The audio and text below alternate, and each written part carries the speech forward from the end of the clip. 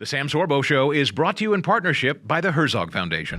Hi there. Today's guest is a director of a powerful new movie that explores the realities of PTSD. I always struggle with the D part of that. Also, the bond between a soldier and his dog, his service dog, and the healing power of love and resilience. His storytelling brings depth and humanity to the struggles that many veterans face when returning home. This is the Sam Sorbo Show with a very special episode. Here we go. Sam Sorbo, Sam, welcome back to the program. I'm glad we welcome Sam Sorbo. It's great to have you here. Sam Sorbo.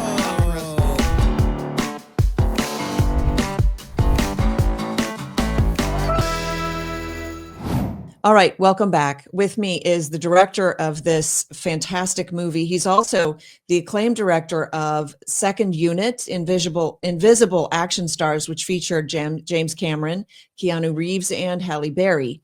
He began his career as an actor, including a breakout role as Jessica Alba's boyfriend on The Secret World of Alex Mack. And he has since directed campaigns for brands like AT&T and GoDaddy. Today, he joins us to discuss this newest film, which is called The Friendly, and it's a moving story of a wounded veteran, his loyal dog, and their shared journey through trauma and healing. Jason Strickland, welcome to the program. Oh, thank you, Sam, so much for having me.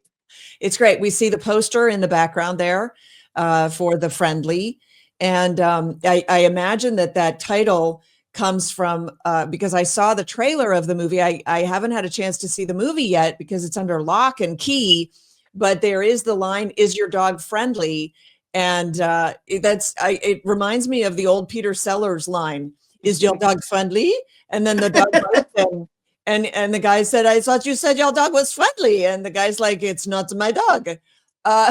So where does the title come from? Let's get that out of the way. Amazing. And great. You're a cinephile like myself. And that actually played a little bit, that scene you're talking about, played a little bit part in how I wrote the film and that line in the movie. So you are right on the nose and caught it. So very good, Sam Sorbo. Thank you so much. The Friendly. So for those that are in the military, active military members, when you are deployed and you go overseas, there are in those countries some people that are there and live there that actually help our U.S. soldiers. And our U.S. soldiers give them the title The Friendlies. At that point, this film becomes a whole lot of part of a true story about a veteran and his dog. Now, this story actually takes place in the Ukraine. And when the Ukraine war just broke out, it's all in the, it's all in the ether again, with Ukraine and Russia. But when it broke out, there was a group that came from US to Ukraine, and they got the chance to go in and start to help and render aid and peace to the nation. And there was a dog that actually came and made friends with the soldier that we talk about in this film. That is a true story. And he called his dog The Friendly. So the film is a drama. That's correct. And so you cast an actor to play the role, obviously, of the soldier and of all the other roles. But it is based on this true story. So what is can you tell us the story without messing up the film? Or, what was it that drew you to this story, I guess, is the real question. Right. Actually, it's two stories in one, but based off of a true story. And I'll explain that. The story about this dog and this group that went out to Ukraine actually were around some of my military friends. And we knew about this group. They kept sending us pictures about this dog that would follow one of them around. As we kept, praying for them and, really kind of giving them some sound words of encouragement while they were there, an incident in the film happens that actually did happen in true story. And the dog kind of came to the aid of this soldier. Now, this dog was just literally, as they're walking around town to town, and as we know a little bit more about what's happened in Ukraine, and with Wagner's, which are the militant group from Russia. This is all just truly the first 15 minutes of this film really is based off of that whole story that had happened. I see. The other hour and 30 minutes of the film really has a whole lot to do with my personal experience with my father, my dad, who was a Vietnam vet and suffered in the 80s through massive amounts of PTSD. So much so that my life was a little traumatic and tragedy had started. And that led to, I was 8, my brother was 2, my mom, single, my mom at the time, we were in a 1-bedroom apartment, and the mental health of my dad got so bad that he left and abandoned us, practically homeless in that apartment. And what I had seen physically through myself as a young kid, and through a even young kid at even 8 when he left, I had seen some of the worst like nightmares. He would wake up in cold sweats, 1 o'clock, 2 o'clock, 3 o'clock in the morning, nightly. And as a kid interpreting this, 1 and 2 and 3 years old, 4 years old, it was scary to see my 6'6" giant of a dad running around, thinking somebody's going to kill him. And even if he was like just laying on the couch and we had to like wake him up to like go to school or something during the day, he would wake up in this violent. So my idea, what we're in the love of this film, is to turn tragedies into triumphs. And thank God I was able to find the Lord in my life and find that I had a Father in heaven who has always loved me the perfect way. It got me through a lot of my tragedies that I grew up with. So when I was able to take to the stage here and get this opportunity to do a film that I want to put out into the world, I didn't think of myself. I really truly thought about all those 8-year-old kids, boys and girls, that suffer from their parents going through traumatic incidences of PTSD and mental health. And, that's kind of the inspiration for this story. Yeah. Did your dad ever get the help that he needed? We never knew. We've never heard from him ever since. We don't know if he's alive. He went off the grid. This was late 80s. And so, yeah, I was 8 years old. And, a lot of healing then started to come from that later in my life. But, growing up in the movie industry, I, got a chance to work around and start to meet a lot of people. And honestly, Sylvester Stallone's son, Sage Stallone, rest in paradise. He was a great friend that passed also very young. He was my best of friend, and we would go on sets. And when we were young, I mean, I met him at like 12 years old, so not very many years after this, and he had known of the story and kind of took me under his wing, and we still had no money, my mom and my brother, and he would come and pick me up, and we would go and travel the world. We'd get a chance to see Sylvester Stallone's movies being made. My first film school, I was 14, and we got a chance to fly to Italy to watch the movie Cliffhanger being filmed. What? And yeah, and I was there for 10 weeks with How John did you- Lithgow. And I'm struggling to understand. You're in a 1-bedroom apartment, 2 boys and a destitute mother, and yet you meet the Stallones. it's amazing. I met Sage in an acting class here in LA, and we would drive in from the outskirts of LA. We didn't even live in LA, and Right. I started to do really well. So that was your mom. Your mom was like, okay, I'm going to try to turn my kid into an actor and see if he can make a success of himself. Well, interesting enough, I actually thought of wanting to do this myself. After seeing how hurt my mom was and brokenhearted, we watched the movie, a Steven Spielberg movie, E.T. And E.T. actually inspired me. I remember seeing it in the movie theaters. It brought me to tears. Did you phone And home? E.T. Phone Home. Did It you was phone home? Spielberg's. I phoned home. I phoned home, and my mom, I had said, I said, Mom, I want to do that. I want to do this. And she Ah, thought it would be, maybe meant to acting. She had no clue. She had no clue even how to get me in this. The Lord really just had this path.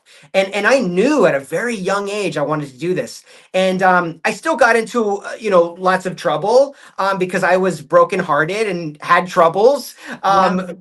But God kept me out of enough trouble, running around with Sylvester Stallone's son all over the world. I mean, we went everywhere, but it was a unique experience that we were bred to be filmmakers. And it landed you somehow on Nickelodeon. Is that part of the That's story? right. Yeah. That's right. So 14 years old, I landed Nickelodeon after being on set with John Lithgow and Sylvester Stallone and Leon Lindley and all these amazing actors in that And you were movie. just a visitor on set. I was a visitor. That's all, and Sly had said, guys, if you're going to come to set with me every day, I want you to be in different categories of the industry. And at the end of this summer, when this is done, you have to basically tell me what you want to do in this business. How much older was Sage than you were? 1 year. Okay, so So you were very close. So you just became buddies. And we then became buddies.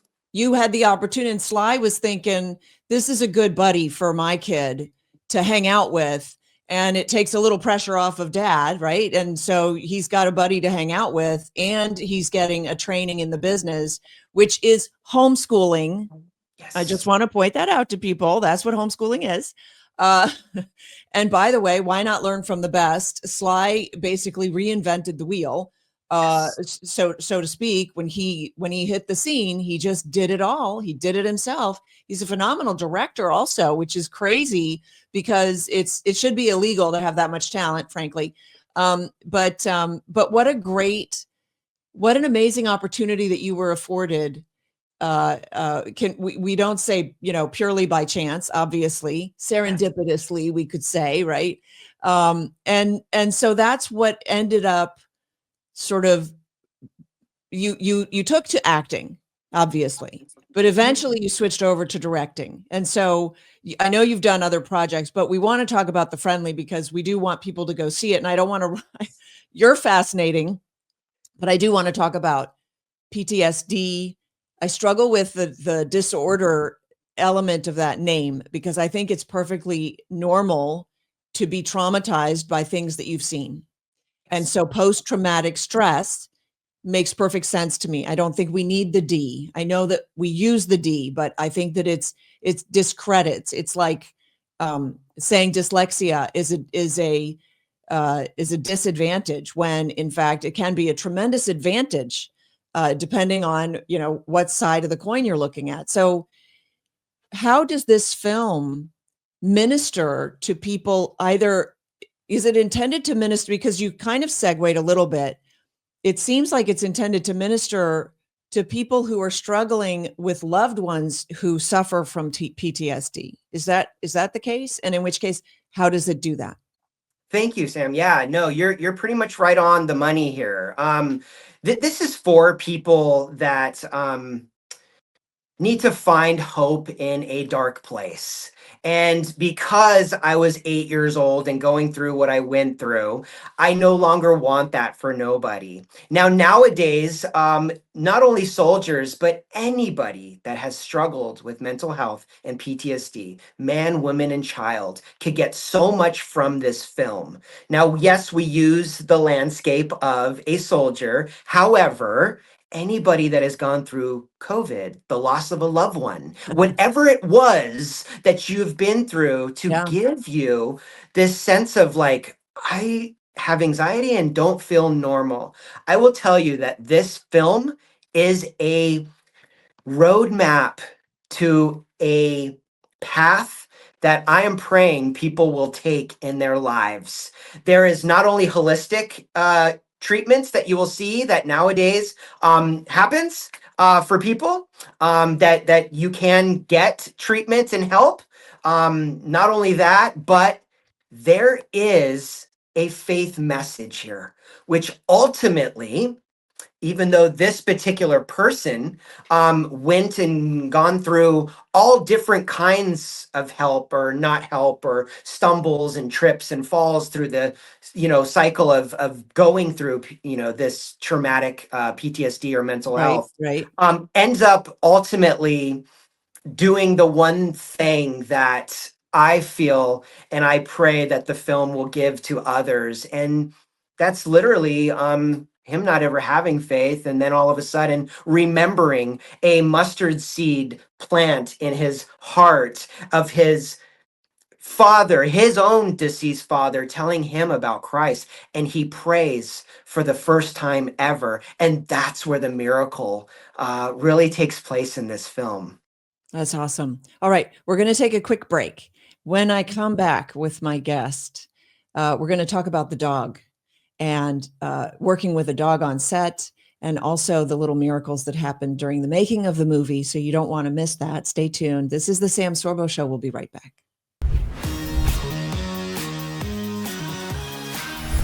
Thanks for tuning into the Sam Sorbo Show. You know, we are in a battle for our very nation, a nation that was founded on Christian principles and on the Bible.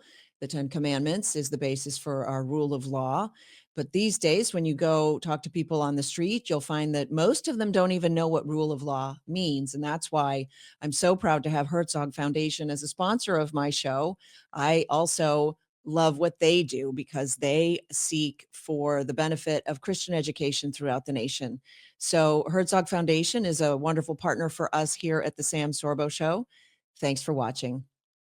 Spark curiosity and inspire discovery with Light Lab by Suzanne Schera. This hands-on, engaging curriculum brings science and faith together, exploring topics like energy, light, and the wonders of God's creation.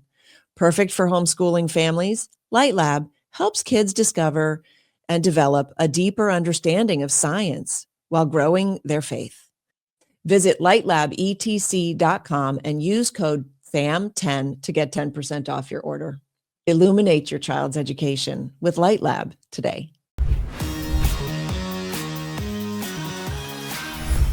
All right, welcome back to the Sam Sorbo Show. My guest is Jason Strickland. He's the director of The Friendly, which is about a veteran and his service dog and overcoming the ravages of PTSD for those who suffer from it, but also for those who are touched by it.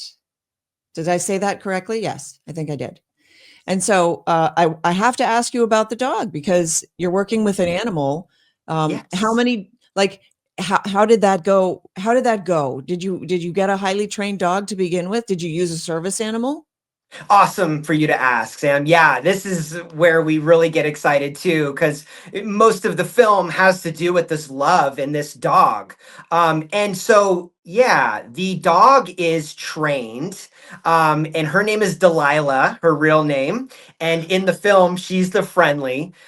She is the most amazing dog, and the owner of the dog, who is her handler, she's a movie dog. And I remember always going through film school and always going up the ranks, and people like John Voight and people who've whispered into my life along my journey from Sylvester Stallone on, just there's certain things you stay away from, Jason, when you're filmmaking. And that's kids and animals, particularly dogs, because they just slow things down on set. And honestly, I could not be any more far from that belief. She was the consummate professional. She really was. She would like hit her mark, and she would, take direction so well. I had wanted an emotion. Obviously, this film is a drama. My excitement and my energy, and my movies are so dramatic, but they're healing. This drama that we had to get from this dog to tell these emotions was just incredible. And I just can't wait for people to get that chance to put Delilah in their heart, because she's so special and has done other films. You'll have to look her up on IMDb. She has her own, page and everything. But it was an absolute pleasure, Sam. And thank you for asking. For those dog lovers out there, which I am, This is for you. This film is for you. I know. I want to see it. It needs to be released already. So listen, so why is the relationship with the dog so important, so central to this film? Like I understand that I you did say that there were sort of two plots. So how is the dog related to the PTSD? Yes. So what happens is right, therapy animals now have become such a widely accepted thing, and Yep. I strongly encourage and believe in this. I see a lot of veterans where I live. I'm from Simi Valley, California. We have Ronald Reagan up on the hill. We're one of the last red cities here in California. Which is why I have my wife and my daughter here, along with my neighbors who are, anywhere from, police officers to SWAT detectives to, I live in that area of this area, Simi Valley. And honestly, with that said, with the dog, with, everything that's going on, we have an amazing, I feel, ability now to show people that if you have a support animal, if you need a support animal, there's nothing wrong with that. So in our film, we get the chance to see this relationship build. And I don't want to give too much away. So I'm kind of dancing around, as you could probably feel, and trying to answer this question the best that I can. You're going to see something in the film that I don't want to say so much, but did happen. And it came from this particular soldier who wants to remain nameless. But at the same time, we were able to, what is dog spelt backwards? um it's God. And I really feel like God has given us all of what we need here, and we don't have to rely on every medicine that our pharmaceutical companies tell us.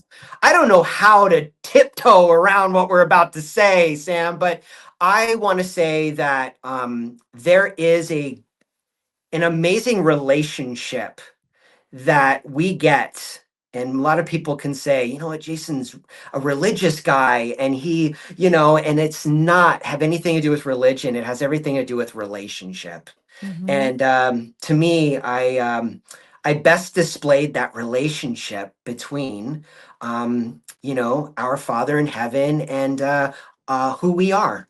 And we used the dog in an amazing way in the film, which I'm sure if you really do some digging and you really want to see it, it does air July 4th is our launch date.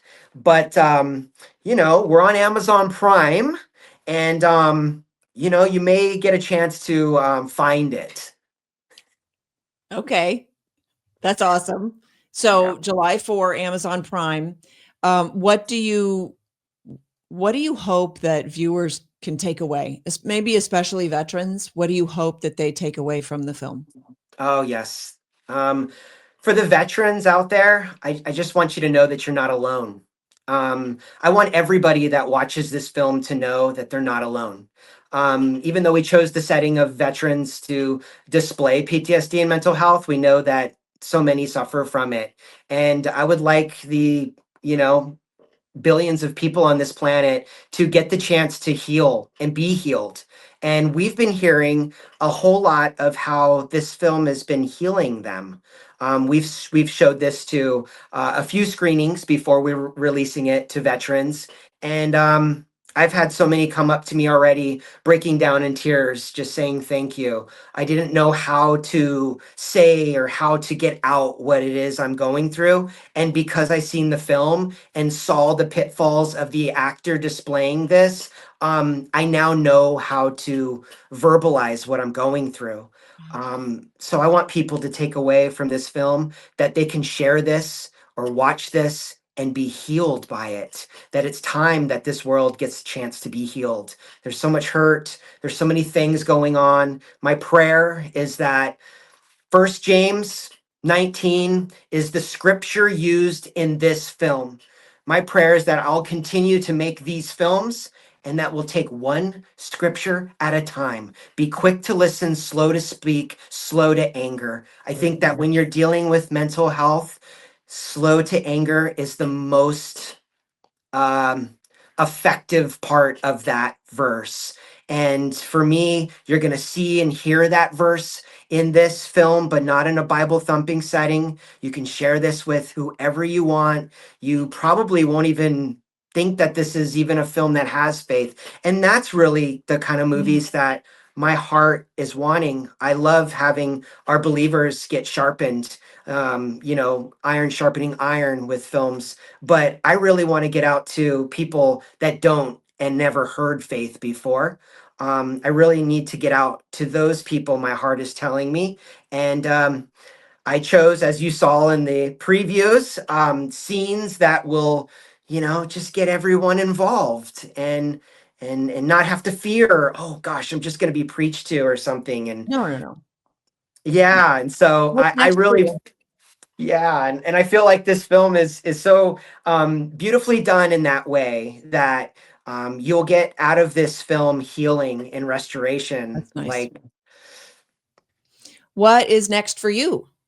oh, well, we are continuing to go on. We've got a couple of films already in the works for late this year, early next year. I'm very grateful to announce. So maybe one day we can have you and your husband on set with us. It'd be so Oh, awesome good. to work with I you bet you're, guys. I bet you're a blast to work with. Thank You you. definitely have the energy of somebody that I would love to work with, it seems like. So, yes. Okay. So I typically ask a couple of questions. We covered that you went to film school, so you're doing what you went to school for. What advice would you give your younger self? You Oh, can pick any wow. age. Yeah. Wow. I definitely think to suit of the friendly and being that 8-year-old kid going through what we went through and turning tragedies into triumphs, I would have definitely said, just keep hanging in there. One day you're going to find faith, and one day this hurt is going to go away. Oh. Okay. Final question. What is the most urgent cultural shift that you see us needing to sort of get us back on track? Oh, wow. Cultural shift. Well, I'm gonna have to plead the fifth here, and I'm gonna have to go with that. Keeping God in our money, keeping God in our school systems.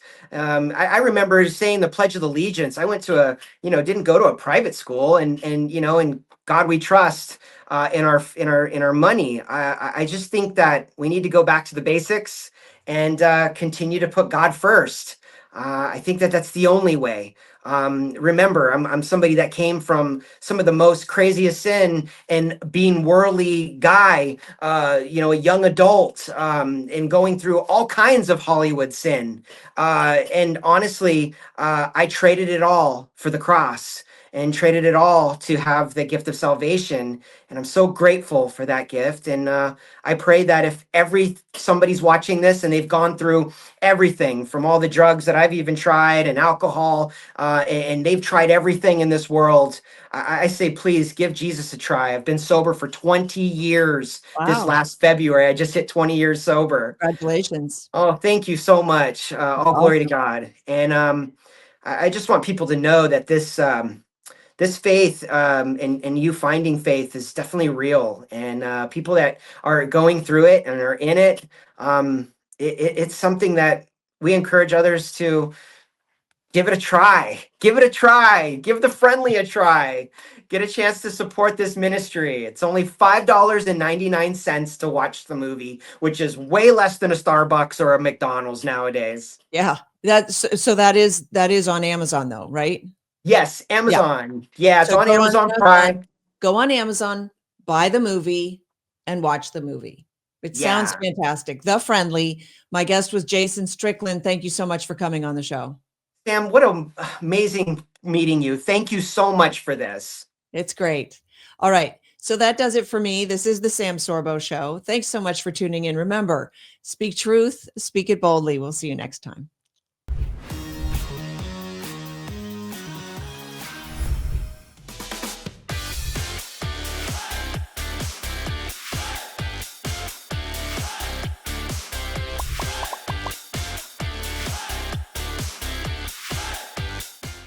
Views and opinions expressed in the Sam Sorbo Show are those of the speakers and do not necessarily reflect the views and positions of the Herzog Foundation.